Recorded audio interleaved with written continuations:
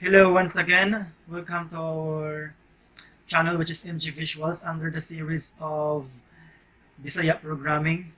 So last time we created the login window. This is yung login window. Then we created also the class. The class. If you're not familiar with this one, you can watch my previous video for this one.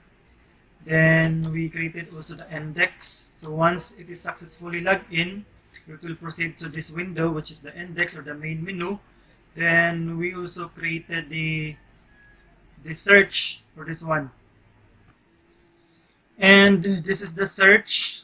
So once we successfully log in here, then we will proceed to index.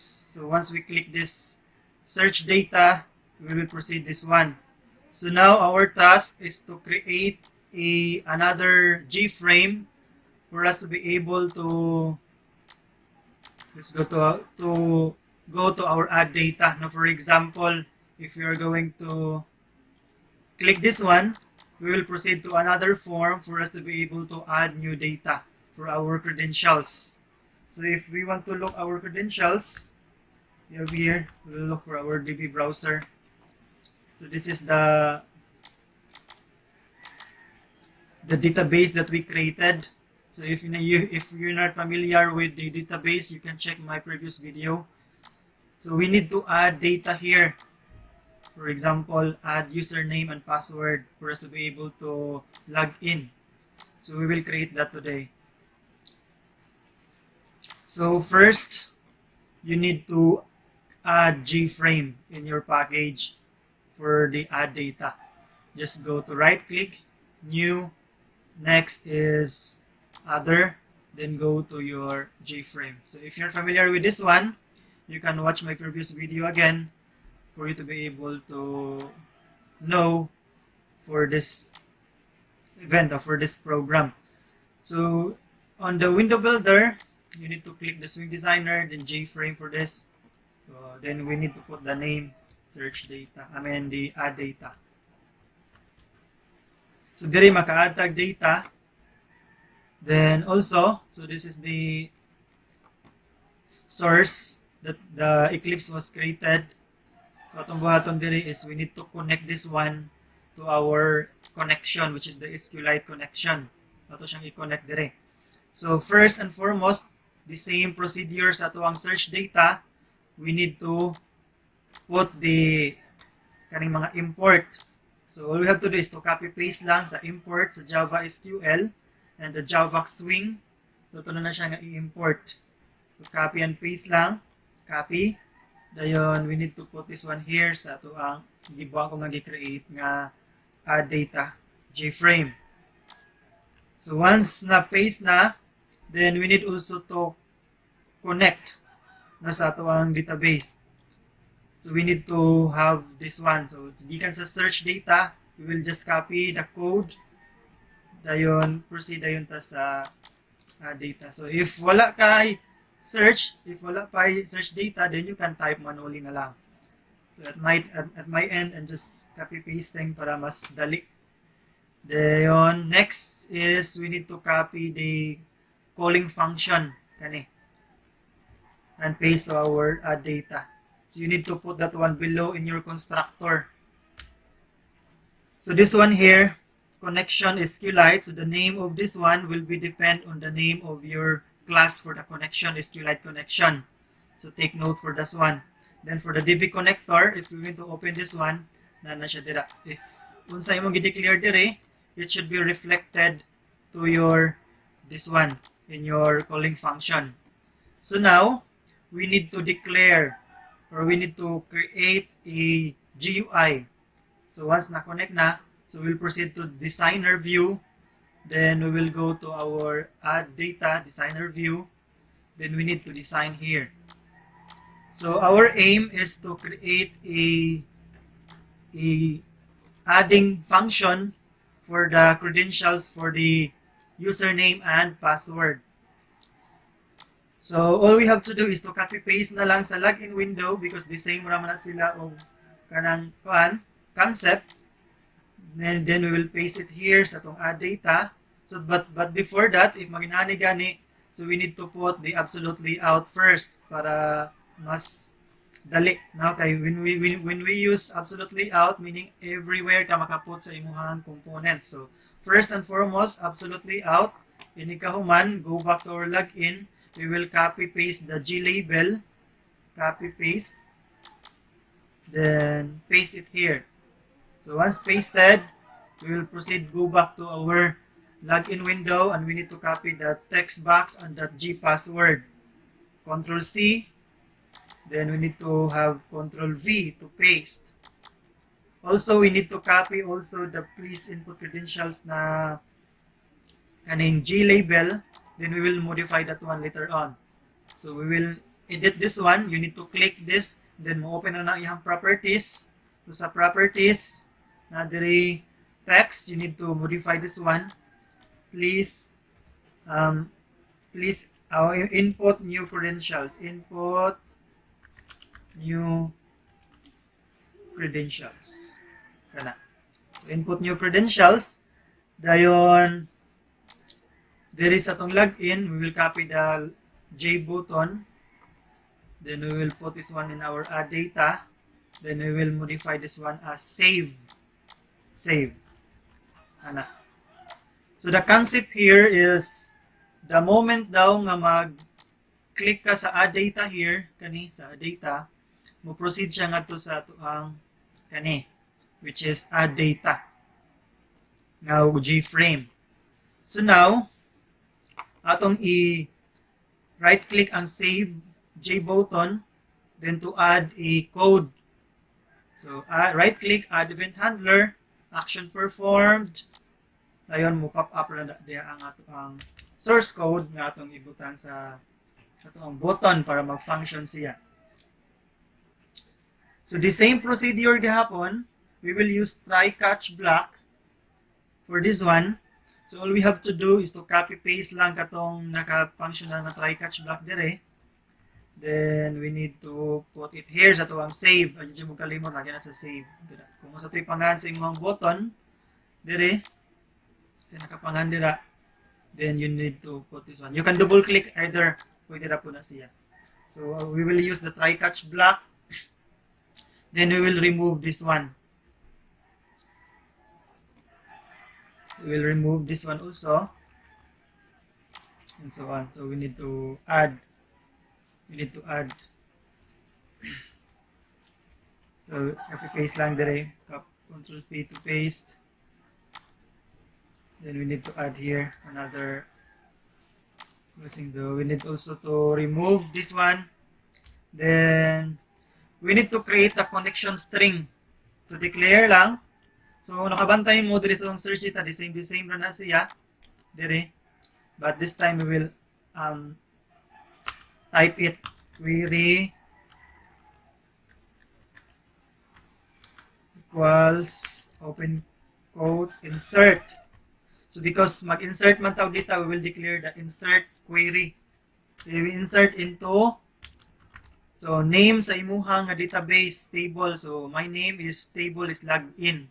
So depende na po na sa inyo ha kung sa name sa inyong table diri sa inyong database. So in my case logged in. So I will put logged in. Dayon unsa man nato ang addan, aso may atong ipang-add. So we will look for our dire sa ato ang pan.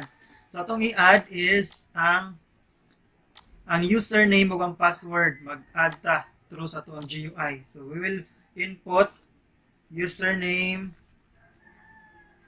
password.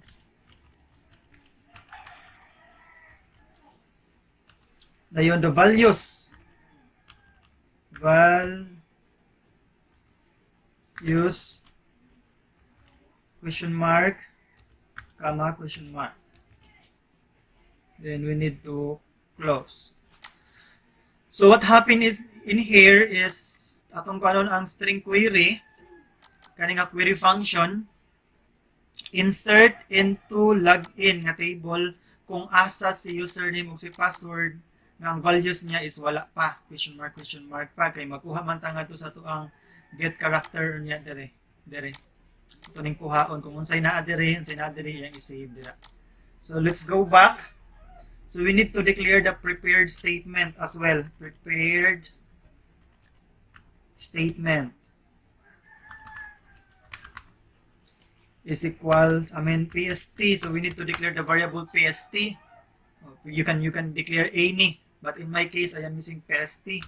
Then connection that prepared statement. So, ana lang siya. So, meaning iyahang gi-prepare ang statement.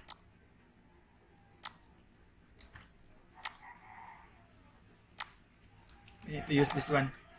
So, once na okay na, gi-prepare niya ang iyahang connection through query using this PST. So, once prepared, so ano na dahil ta? PST, kanina sa babaw, atong i-declarean, na ikaw PST, mo set kag string. You need to set the string. Dayon, we need to put 1. Kaya naguna man diri si user 1, 2. So 1. Kung sa itong ibutang diri, so we need to look. Diri sa nasunod, we need to look kung unsay name sa ato ang text nga ginbutang dito. So at mo-go back na sa itong design. Dayon, wala, dito kakita. Okay, wala pa man, error pa man diri. So go back na diri sa ato ang diri na lang. Text field na gingamit nato. So the name is text field. So put nato diri text field dira. Dayon get character. Ito ibutang get get text. So we will use get text. So remove lang.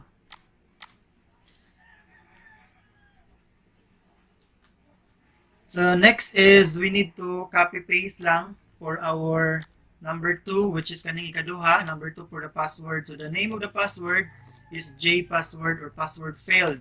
So kana siya. Then we will put this one here.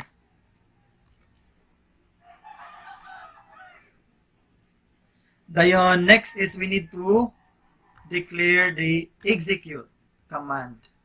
So once daw nga matay pa na diri sa pan, then i-execute niya ang command nga pst execute. So execute niya kani. So may naa diri sa connection sa query. So kani, so may naa dira, then kana dayon mo connect and so on. So na-declare na nato ang pst execute. Then we need to put also the G option message na mugawas ang successfully saved or credentials is saved. So we need to put G option pane that show message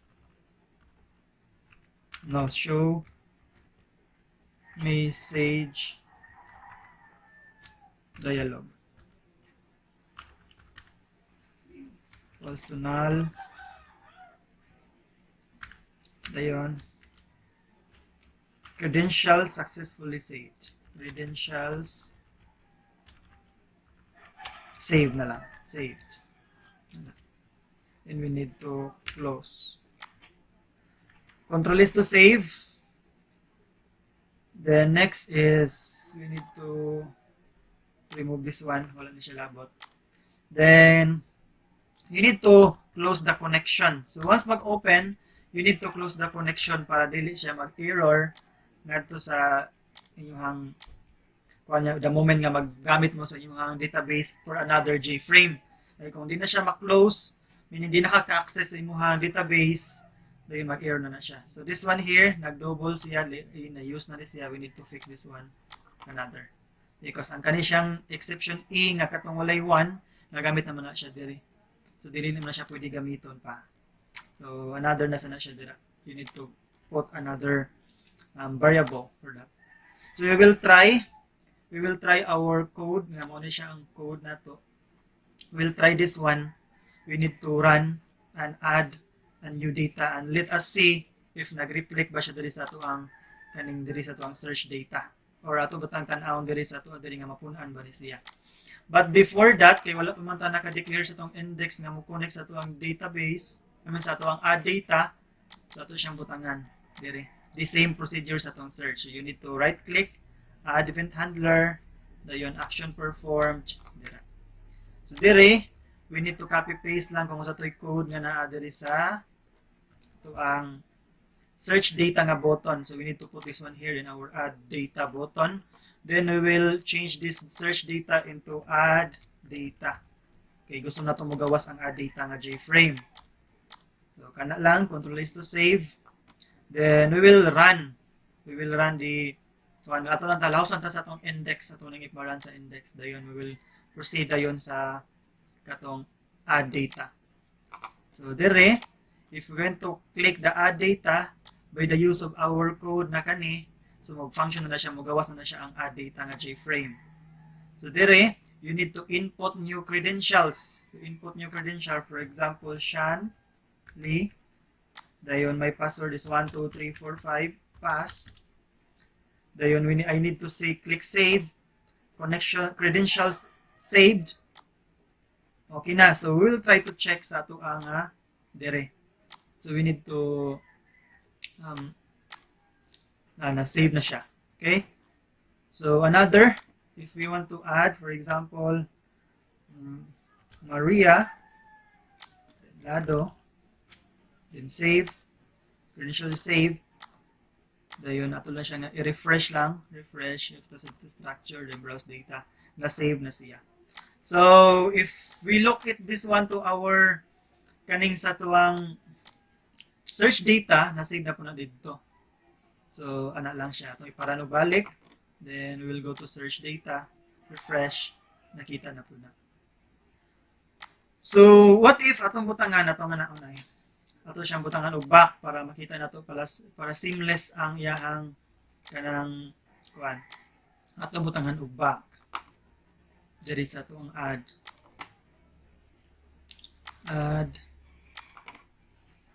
atong butangan og control, ato lang kapihon ang button in V na to face, dayon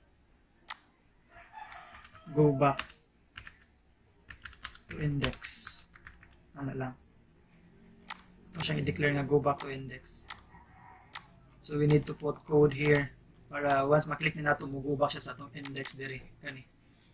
So all we have to do is to copy paste lang dayon kana, dayon we'll go back to add data, then double click lang ni siyang go back nga button. Dayon we need to put this one here kana, dayon we need to edit this one as index kay gusto man ta nga mobalik sa index, as well as also dito sa ato ang kanang search data para moment mag-search data ta maka-go back ta dira para dili na mag-say close and close ang kuan.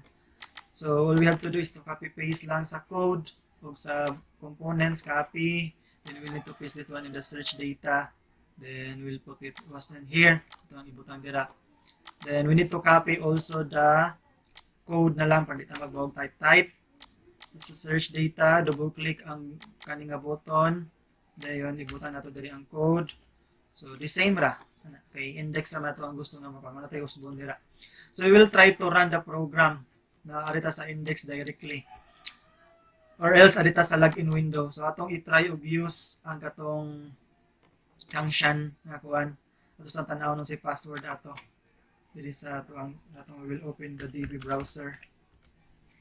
So atong gamiton ang credentials nga atong gin-create ganiha para kang kuan kaning Shanley 12345 pass mo na ito ang gamiton. Sige, we will try to run as Java application starting from the beginning. Start from the beginning. So please input your credentials. So mag-login ta dire. So ito siya, Shanley. Dako ang Shanley. Shanley. Then the password is 12345 pass. So expected nga mag-login success ni siya. Username and password is correct. Then mag-direct ta sa ito ang index or the main menu. Dayon mag-search tag data. Atong ikuan makita nato. Pero for now, dili pa na siya search. This is a kanang kuan pa nga JTable, which is mag-populate pa. So soon, by next video, ato ni butang direct search. So go back lang. So wala siya. We will put another. Then add data. Add new credentials. For example, Versal. Then Atis 12345. Ano? Balik. First Atis 12345. Save lang. So credentials saved. So go back ta. Then we will try to click the search. Then refresh Versal Artist. So we successfully created a code for add data. No, by next we will add a new component here to search the data. Itong i-search data. What if 1,000 kabuok diri ang credentials itong i-search? So that will be our next topic for the next video. So please subscribe MG Visuals under the series of Bisaya Programming. And do not forget to hit subscribe also. And thank you for watching. See you on the next video. Keep yourself safe and have a nice day.